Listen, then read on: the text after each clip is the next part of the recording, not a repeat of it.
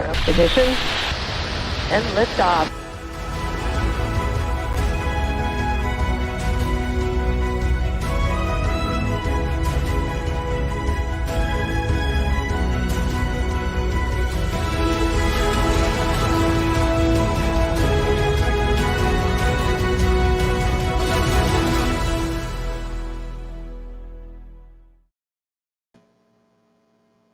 Hey everybody, and welcome to the USA Today Network's live stream show of the SpaceX Falcon 9 Starlink launch this morning.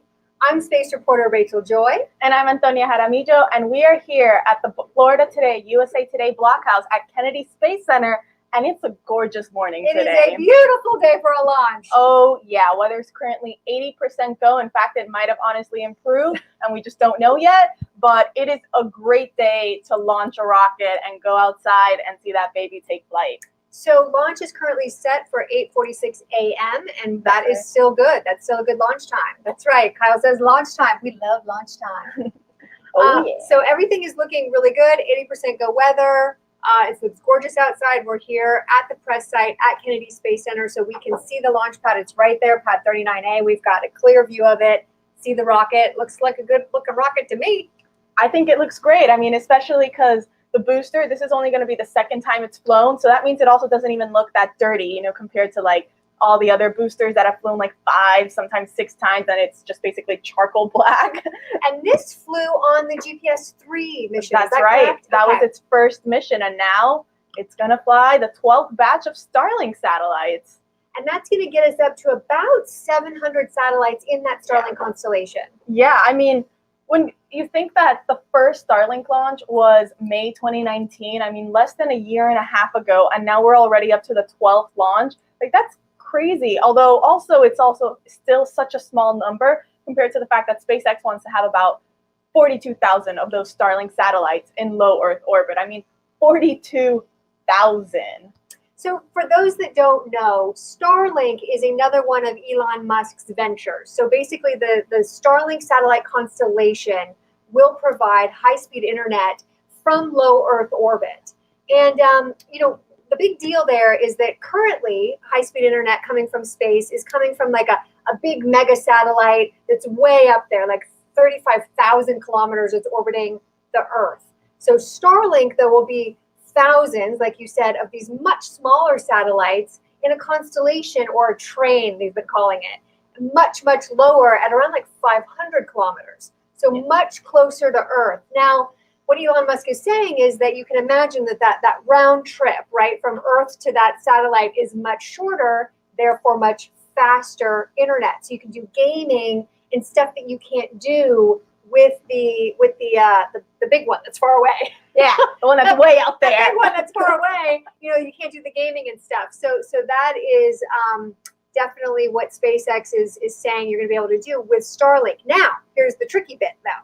Because they're so much closer to Earth, they're causing issues with astronomy, and that's something you've been tracking. Yeah, I mean, it's not even, like, I think it being that close to Earth hasn't been the big issue. It's really what astronomers have been most alarmed about is just the quantity of all these Starlink satellites. And also, because their main concern is obviously, like, astronomers, when they're seeing through their telescopes and everything, they want to see, you know, the stars. They're tracking kind of all of, the stars and the planets and everything that's happening in our universe that isn't, you know, these man-made objects just orbiting Earth. Right. And so they're literally getting confused, right? Like they'll see this train or this bright thing, they think it's a star. Well, it's not that they're getting confused. They know that it's the constellation. It's just, it's obstructing their view. And that's the main concern. It's just, how are they supposed to be able to kind of map and learn and study all these, you know, natural kind of phenomenon if all these constellations, all these internet constellations are in the way? And that's the other thing. I mean, it's not just SpaceX that has goals of doing this big mega internet star communication like constellation in space. I mean, Amazon also has their plan. OneWeb, before they declared bankruptcy in March, also had their own goal of creating an internet constellation. And so this just kind of like alarmed astronomers a lot. And in fact, just last week, there was this satellite workshop that they did that had scientists and engineers and everything to kind of just discuss what's been going on. And so really, I mean, the whole thing was just about like, obviously they can't expect nor ask SpaceX or Amazon or anyone who wants to have an internet constellation in space to just stop what they're doing. I mean, they know that that's unrealistic, because also SpaceX's goal of doing this is to provide internet to rural, underserved areas around the world, and also to help fund their dream of sending humans to Mars. But then it's how then do we then make sure that they can also work with the astronomers, the scientists here on Earth who are studying the stars. And so what they basically suggested is, you know, either making sure that then the satellites, I guess, are darker so that the sunlight isn't hitting them that much, also positioning the satellites at a different angle so that then only like a small part of it is hitting the sunlight and then reflecting back to Earth, all of these kind of different things. And they were actually, it was all very positive, and what they kept reiterating was they've actually, you know, SpaceX, Amazon, they've all been working with them and collaborating with them. Good. So what was first, you know, a few months ago, or now about a year, exactly, where they were just kind of up in arms, at least now they seem to be a bit calmer and encouraged that they can now work with these companies to make sure that each can get the desired results. Right. Well, and I think also these are all folks, you know, Jeff Bezos, Elon Musk, these are people that love space, they love science, they love exploration. So they certainly don't want to be the same exact people who are causing problems or hindering scientific discovery or exploration, right? So they're hopefully going to come up with a solution. But yeah, the astronomers were pretty alarmed at first, and there's only 600 of these up there right now. Yeah, I mean, it's going to be thousands. So exactly. Yeah, that's definitely going to be an interesting thing. And you bring up a great point. You know, basically, Elon Musk has said that being a launch provider, so essentially if you're a customer and you want to hire up the old Falcon 9 to send your payload to space, you know, that's the business that Elon Musk is in right now, SpaceX. That business taps out at like $3 billion. That's not enough money to get to Mars. So whereas broadband internet, that's like a $30 billion business. So SpaceX is trying to tap into that money, and they want to use that money to fund their dream of being multiplanetary and going to Mars. Because that really is their dream. Yeah. I mean, SpaceX was founded with that sole purpose of sending humans to Mars, and not just sending them there, you know, how like I think NASA plans to, on, you know, sending astronauts to Mars to be explorers and everything, and you know, they would primarily be scientists. No, SpaceX, Elon Musk has constantly said they want to have settlements on Mars. They want to kind of establish this human presence on the red planet. And I mean, that's not an easy feat. It's already, we can't even send them to Mars. Now we want them to live on Mars. So yeah, they still got a long way to go. Absolutely. Absolutely. So if you're just joining us, we are here at Kennedy Space Center, looking right outside of our window at Pad 39A. We have a Starlink launch at 8:46 a.m., 12th Starlink launch. That's right. And unlike the previous Starlink launch, it's once again, SpaceX is just sending 60 Starlink satellites to low Earth orbit. The past few, they've sent about like 58 or 57, and then they had some other payloads that they were also then sending to space. But this one is just strictly a Starlink mission. And so I think we actually have a photo of what the satellite dish is supposed to look like for Starlink. So there it is. Oh, yeah. So that was revealed, I think back in July, sort of a prototype that SpaceX revealed. And Elon Musk has called it, you know, a UFO on a stick. That's what he has called it. You can see it's a very simple design. It's a very small satellite dish. Essentially, he has said that you would receive one of these and, you know, you point and, you know, play, basically. So just got to point it up at the sky, at a clear view of the sky, and you're going to have internet. So that's the little Starlink satellite constellation, satellite dish is what it would look like. It's very sleek, of course, because it's SpaceX. Naturally. It's going to be sleek. It's going to be cool. Oh, for sure. I mean, it makes you wonder. It's like, dang, should I get like some Starlink internet? I know. Well, we'll see. I mean, it's internet is, I'm paying a lot of money right now for internet, I got to tell you. And it's like nobody's ever happy with their service. And especially here on the Space Coast. I mean, it's because all we have is just Spectrum. Yeah. Well, sorry. Just, it brings back flashback. People are passionate. Yes, it's frustrating, right? As a consumer, you want to have choices. That's the point. And so it'll be wonderful to have another choice out there. And we'll see if it's going to be a good quality stuff. We hope it is. Absolutely. Public beta testing is actually supposed to begin later this year in North America. So that's encouraging. I mean, obviously, they are behind. They had planned on having things ready, I think, a little bit earlier. At least that's what our other space reporter, Emery Kelly, told us recently. So if you're super, super mega SpaceX fan, you can sign up to be a beta tester, like a public beta tester. In North America, I believe so, yeah. Gotcha. Yeah, because it's only public beta testing in North America so far. But eventually the plan is all around the world. So. Gotcha. So that'll be cool. Yeah. Yeah. It is funny. There was also this story published, I think, in like the Atlantic or something that just basically said in the few coming years, like Earth, at least low Earth orbit, is just going to be all SpaceX because of all these Starlink satellites. It's just like SpaceX is going to own low Earth orbit. Well, that's a whole other story. I mean, we're talking about this as though it's just internet connectivity. It's Elon Musk's plan to take over the universe. I don't know. There's that. Could be that. The We don't know yet. Forget about just Earth or No. our solar system. No, the entire universe. Yeah. I don't know. I think we're starting a very big conspiracy theory right now.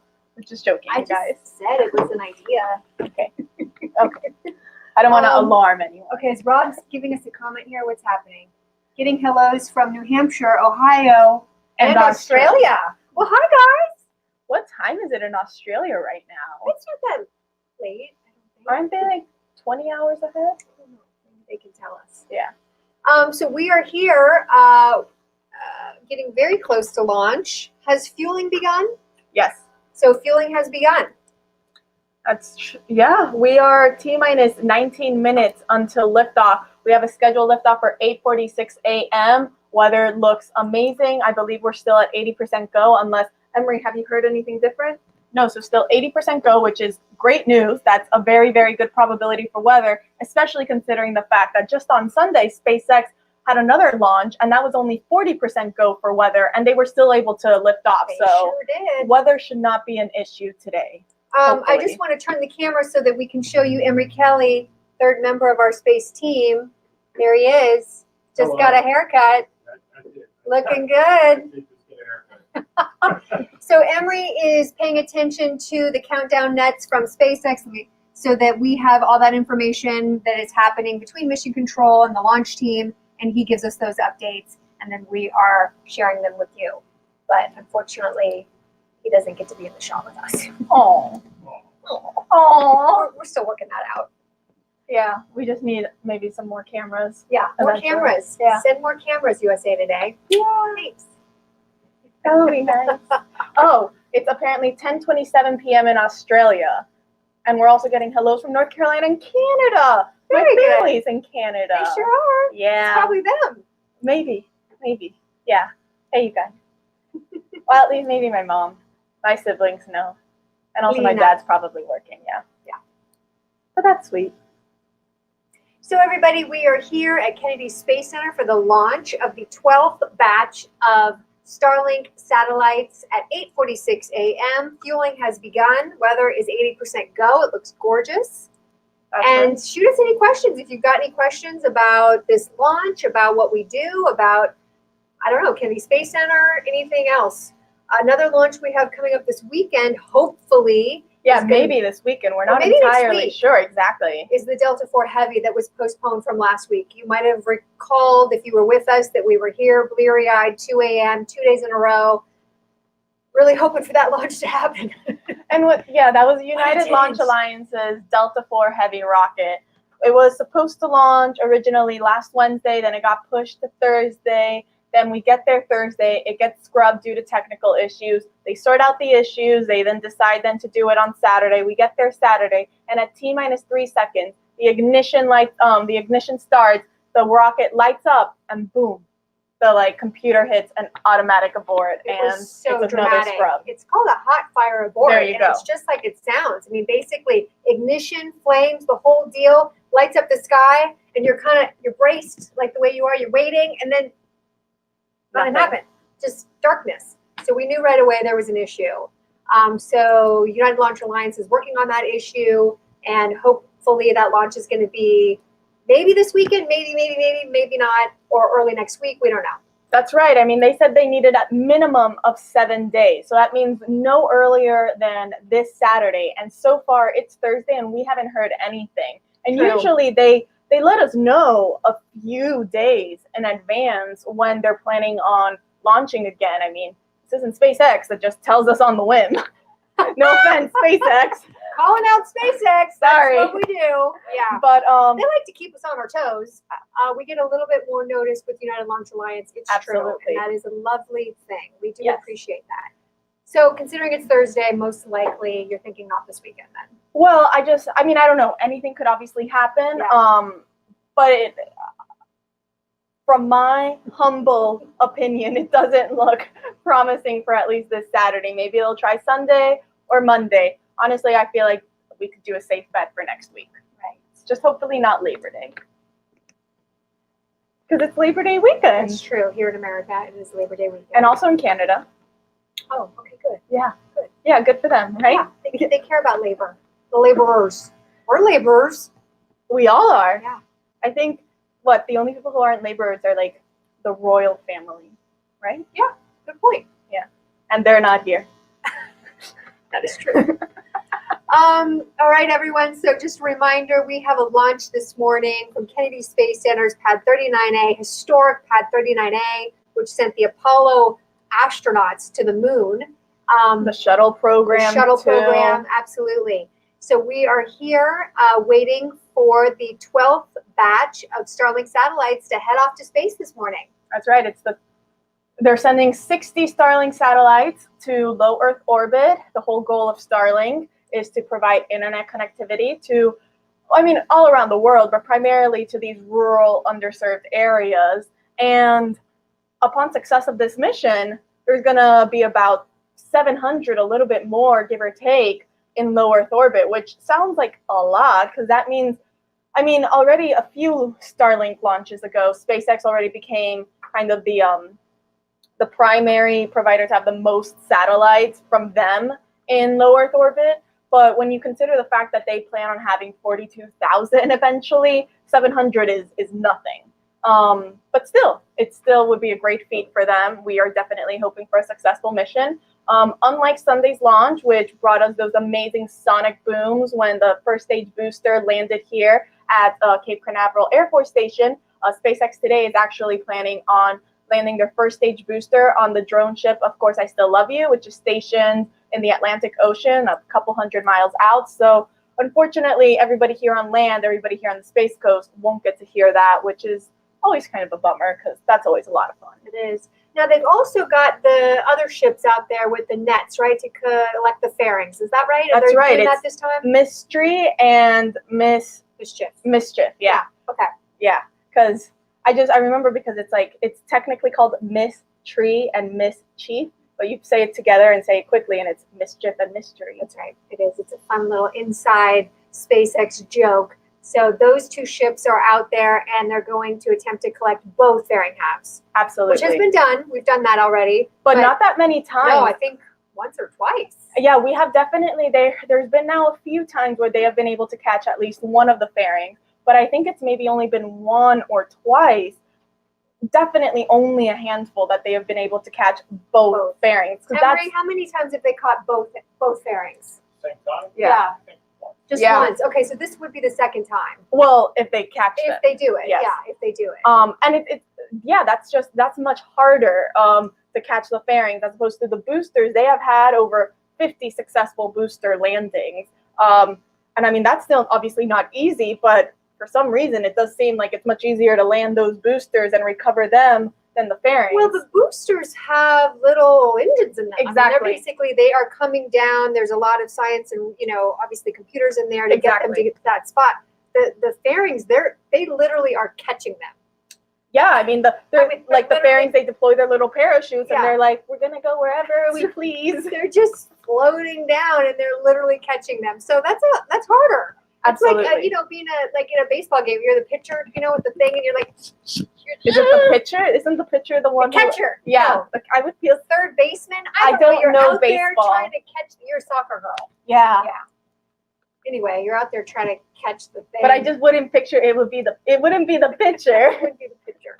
You're right. The catcher or the baseman, maybe, if someone. The people outfield. Thank you. Outfielders, you got Yeah. the mitt, the glove, you're catching the ball. Exactly. Like a hard. parent. It's hard, yeah. For sure. That's the end of my sports analogies. Because that sucked. I think people probably are happy about that. Not a sports person. We're Okay. space chicas. We are. We sure are. All right, we are almost T-minus 10 minutes until liftoff. I believe SpaceX's webcast is now live. As you can see there, the Falcon 9 rocket is upright at Kennedy Space Center, pad 39A, and you can see that smoke that's coming out. That means the rocket is venting, which basically that's a great sign. We want that because that means now the liquid oxygen is in there. They're maintaining it at this certain temperature, and so that's why then some of that kind of, I guess, fuel is it's venting from the rocket. So it's all good. Any updates we should share? Anything exciting happening? Still good, 10 minutes. 10 minutes. Okay, great. Yeah, we are on target again for 8:46 a.m. liftoff. For Starlink, unlike some other missions that have much longer windows, only about a 5-minute window, so it's practically an instantaneous window, which is really nice, I think, just for everyone, because that means you don't have to wait that long. You know it's either happening or it's not. Right. If it doesn't happen today, there are several backup options. Yeah, so the next backup opportunity would be tomorrow at 8:24 a.m., if I'm not mistaken. Yep. Saturday, actually I have them written down. Saturday, 8:03. Sunday, 7:41. Monday, 7:19. So There we lots of backup options. That's right. For this one. But I wanted to launch today because I am off the rest of this So am weekend. I. Exactly. Because you know what? We worked a lot last weekend. We labored. We did. We did some laboring. We worked every day last in the weekend. middle of the night. So we're ready to have this weekend off. So SpaceX, chop chop. Let's do it. Let's do it today. Let's get it done. Because I'm sure the SpaceX employees would like the Labor Day weekend off too. Yeah, but do you think they'll get it? I mean, I like, have no idea. I don't know. This is SpaceX. This is Elon. We have heard how much he boasts about working those like 80-hour weeks or They have a reputation for working very hard over there at SpaceX, and you know what? That's how they're getting all this stuff done. Absolutely. So we're not blaming you. I don't know if I could do it. I want some time off. A little bit of breaks here and there. Yeah, I mean, it was only last week that SpaceX, launched yet another historic launch. That's right. When they did the first polar orbit launch from Cape Canaveral in 60 years, and it was their first ever from Florida.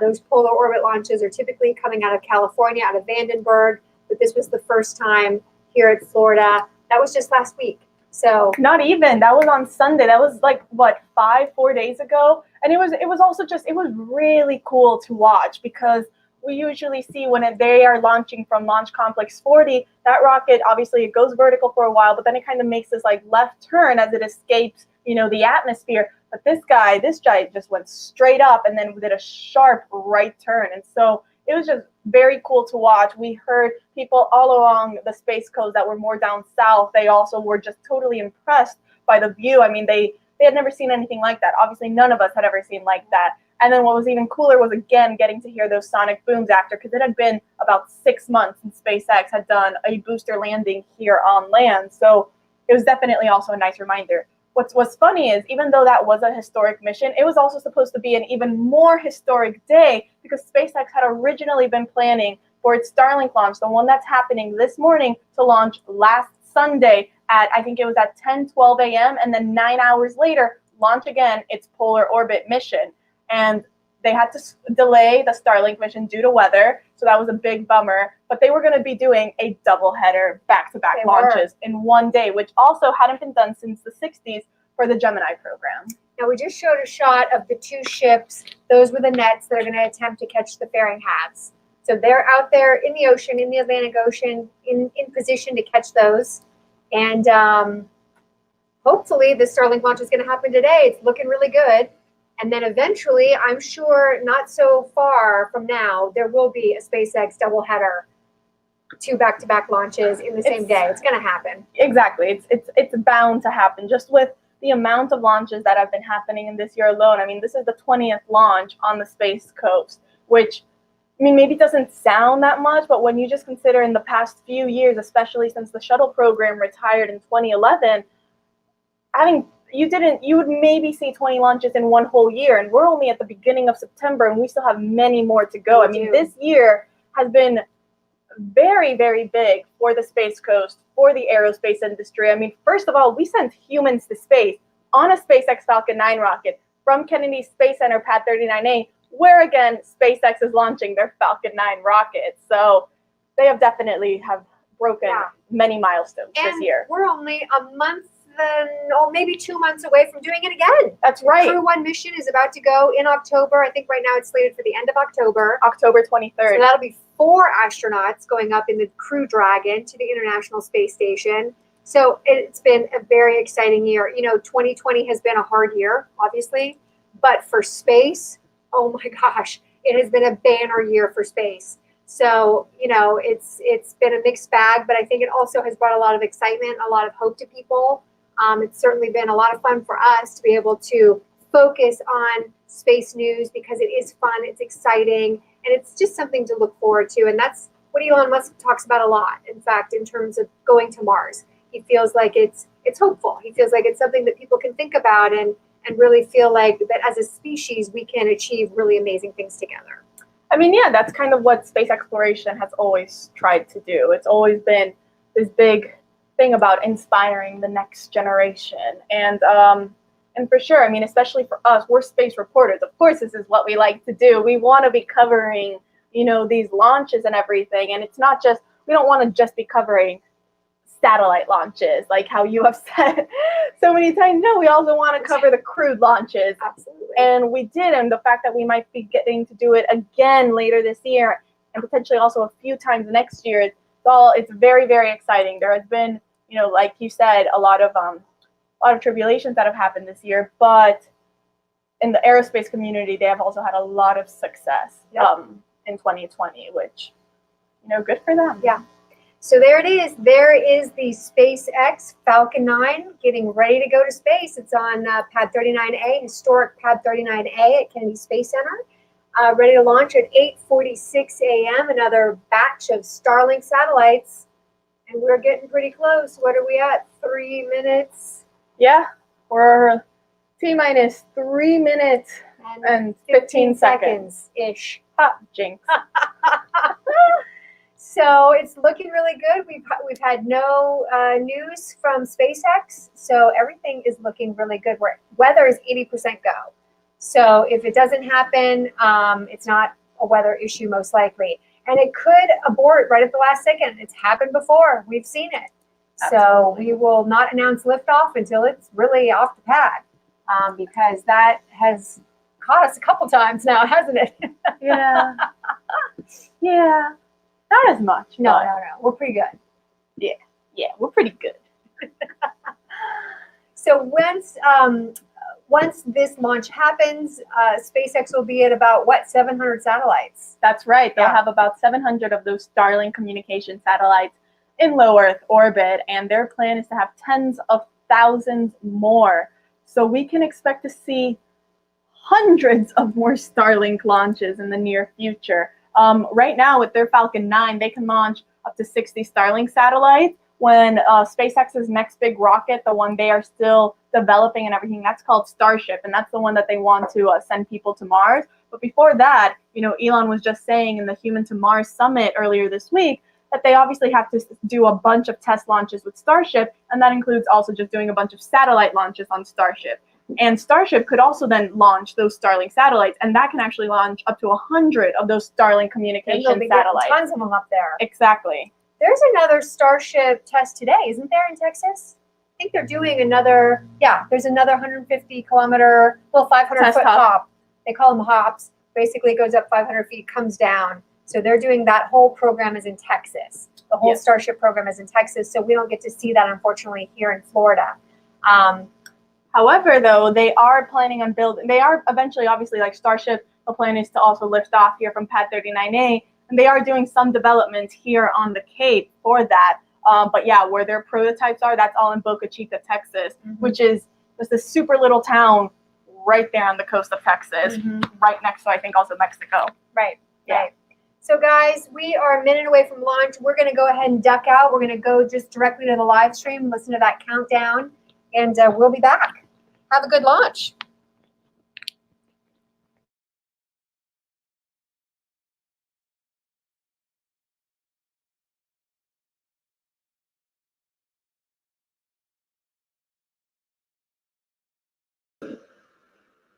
Stage 2, pressing for flight.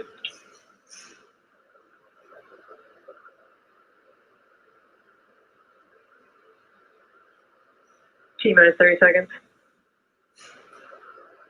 T-minus 30 seconds, all systems are go for launch. Let's listen in to the final countdown and watch as Falcon 9 takes our Starlink Stage 1 tanks, satellites pressing for flight. to orbit. T-minus 15 seconds. 10, 9, 8, 7, 6, 5, 4, 3, 2, 1, 0. Ignition and liftoff.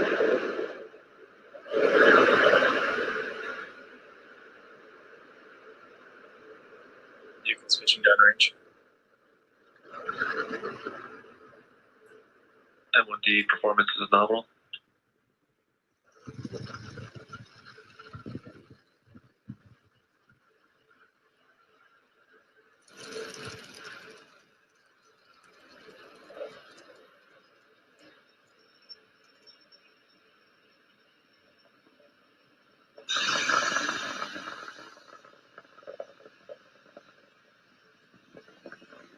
Successful liftoff for Falcon 9 from pad Power 39A and telemetry nominal. at Kennedy Space Center. We just heard that power and telemetry is nominal. Moments ago, we began to throttle the 9 Merlin engines that you Up one. see. They're propelling the first stage through the atmosphere. We began to throttle them down in preparation for max Q, also known as the Max Q. All right, there we are, the call out.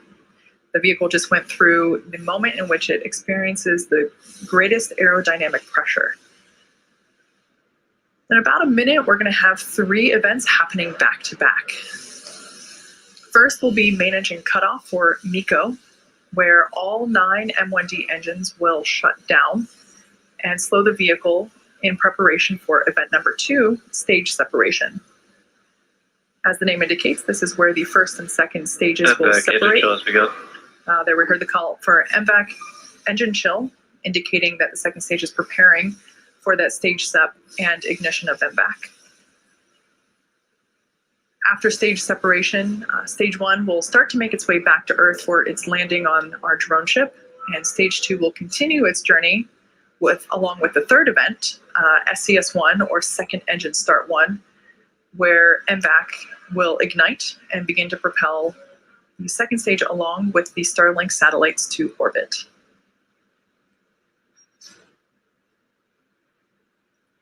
Expecting MECO in about 10 seconds.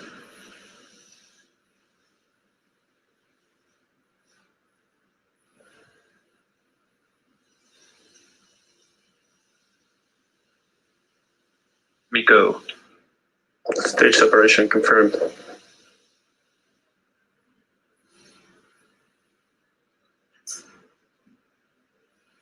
All right, on your screen there, we have visual confirmation of those MVAC 3 has events. MVAC is now ignited and beginning to develop that warm orange glow. The next event we have coming up is fairing deployment.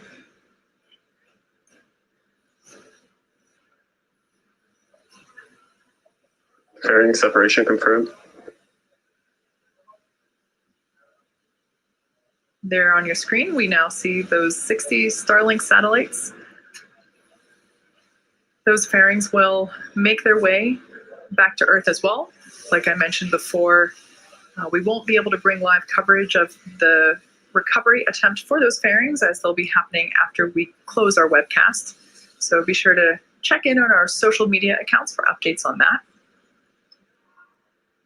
Second stage telemetry looks good. Everything is nominal there.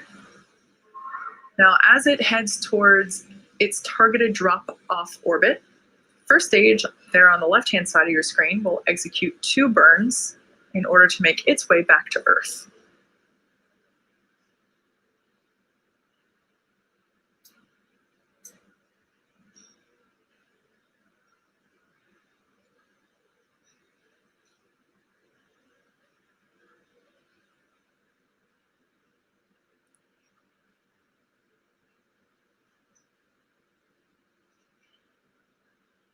There on the left-hand side of your screen, we see the first stage continuing to coast. After stage separation, after main engine cutoff and stage separation, Acquisition of signal, Bermuda. it actually continues on an upward trajectory.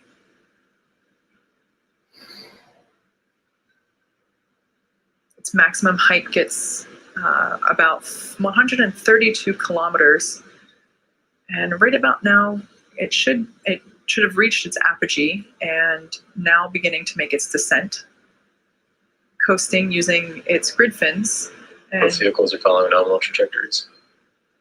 good call out there, indicating nominal trajectory. Everything's looking good for both the first and second stages. Like I mentioned before, first stage will be performing 2 burns, the first being the entry burn, where 3 of the M1D engines will reignite. This helps to slow the stage down as it re-enters the upper part of the Earth's atmosphere. About 2 minutes later, the second stage will happen. Excuse me, the second burn will happen, and that is the landing burn.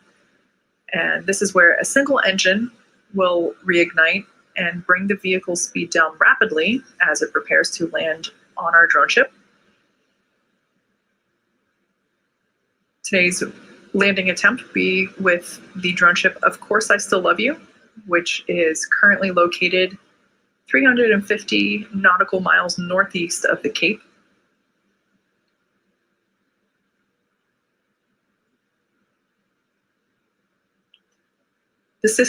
The 60 Starlink satellites that we have on board today will be joining our constellation of nearly 700 already on orbit.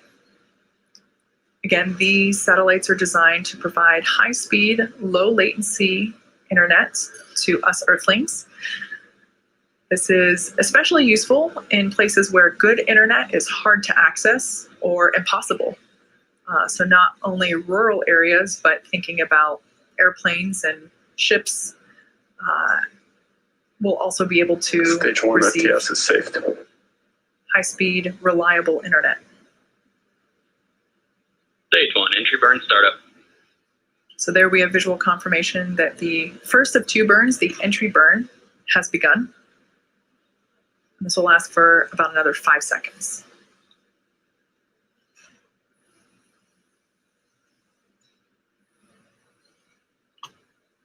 Stage 1, entry burn shutdown.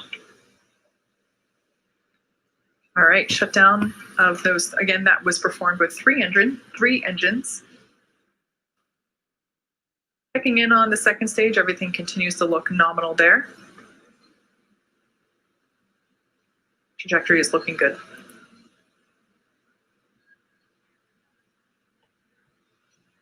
Both vehicles continue to follow nominal trajectories.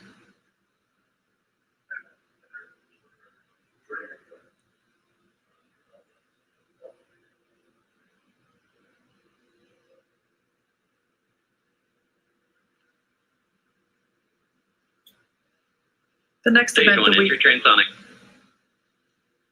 The next event we have coming up in about 30 seconds is the first stage landing burn. Throttling down. There we heard the call out for MVAC throttling down in preparation for second engine cutoff, which will happen just before T plus 9 minutes.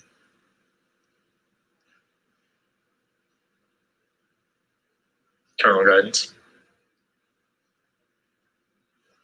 Stage 1, landing burn startup. All right, we heard the call out that the landing burn for stage 1 has begun. This will last about 20 seconds. Stage 2 FTS is saved. Stage 1, landing leg deploy.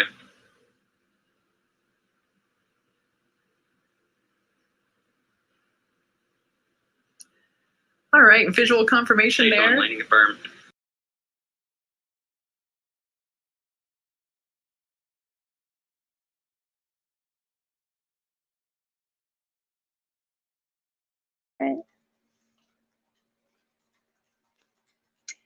Okie doke. So that was the landing. That's right. They did it. The second successful landing for this booster. It was its second flight. So very, very, very great launch this morning. It It was was so fun. I have to tell you, so we went up on our roof. Yep. Honest to goodness, I don't feel like I've ever felt the floor rumble like that. I mean, Oh yeah? no. Maybe I never noticed it before, but I mean, our roof is just shaking like an earthquake. I mean, we're Yeah. only a couple miles out from the pad. No, it was great. I mean, there was not a cloud in sight. We saw the whole launch the entire way up until it left Earth's atmosphere, which is always amazing to see. And then there was a great successful landing. Now, in about 6 minutes, the Starlink satellites are supposed to be deployed. So we are obviously hoping for a successful deployment, and then that will conclude this mission. It was great. Thanks so much for tuning in, you guys. Absolutely. Thanks for joining us. Yeah. And hopefully our next launch will be the Delta IV Heavy, Mhm. which is sending up a secret payload for the National Reconnaissance Office. So we will let you know as soon as we know when that launch is. And I hope that you'll join us then. Thanks so much, everybody. Bye. Bye.